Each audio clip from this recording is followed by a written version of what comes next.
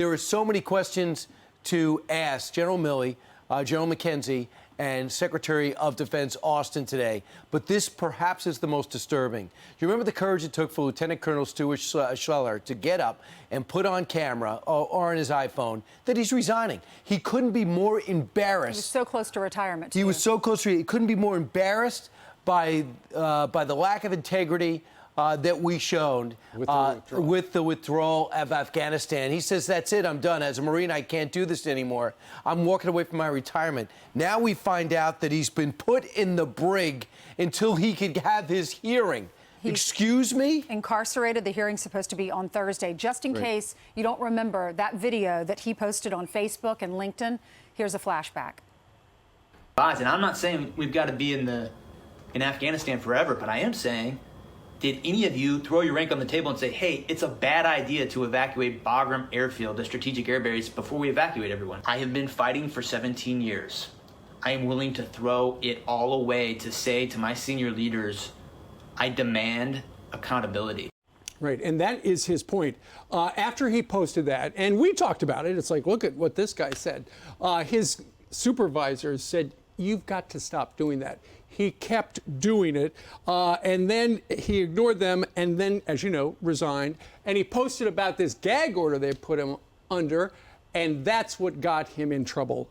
Define the gag order. He's in the brig, currently in pretrial confinement. What he's asking, though, for, as we heard there at the very end, and that is the same accountability that he is expected of him and his men from the people at top. His father said, all our son did is ask the questions that everybody was asking themselves, but they were too scared to speak out loud. He was asking for accountability. In fact, I think he even asked for an apology that we made mistakes, but they couldn't do that, which is mind-blowing. They had a gag order on him and asked him not to speak. He did, and they incarcerated him.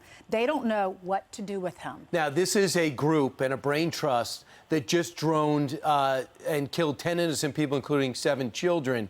This is a brain trust that allowed our perimeter to be guarded by our arch enemy, the Taliban, which resulted in one attack that killed 13 and wounded 20. This is the brain trust that left $85 billion worth of hardware in a country that's hostile. Last weekend, Iranians were buying Black Hawks in Kabul of ours. And you believe this lieutenant colonel deserved to be jailed in lieu of a pretrial hearing? He is the least of your problems. They should be putting themselves in front of court and embarrassing themselves as they embarrass their uniform. And Brian, now look what the Taliban's doing. They have said we are going back to killings and to amputations. They cut off a guy's nose and his ears.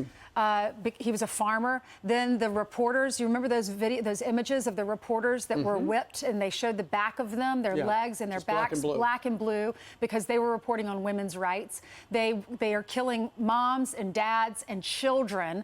Lara Logan was on yesterday talking about those reports that children are even dying there. And this is because the U.S. government pulled out and allowed the Taliban to take over. So it's okay to talk to Bob Woodward, General Milley, and expose all the behind-the-scenes doings during the Trump administration and perhaps the Biden years, where you made it clear to Bob Woodward, but not to us, that you were against pulling out. You were against giving up Bagram Air Base. You recommended 4,000. You told Bob Woodward that. But we got to see you in action, leave everybody behind and pull our military out first. So it's okay for you to talk to Bob Woodward, but it's not okay for a lieutenant colonel to put up his iPhone and address the American people and talk about how we did not live up to what he thought was the Marine Code. So you're going to see them today in front of the Senate Armed Services Committee, tomorrow in front of the House Armed Services Committee. In D.C., what they're looking for is if the general takes the bait from Republicans and gets defensive and gets angry, that's not going to be good for the general. And, of course, you're going to see highlights at the end of today right here on Fox. Hi, everyone. I'm Brian Kilmeade. I want you to do me a favor. I want you to click to subscribe to the Fox News YouTube page. This is the only way that I know for sure that you're not going to miss any great commentary, any great news bites, any great interviews coming your way on Fox. You can get it all here on YouTube. So subscribe right now.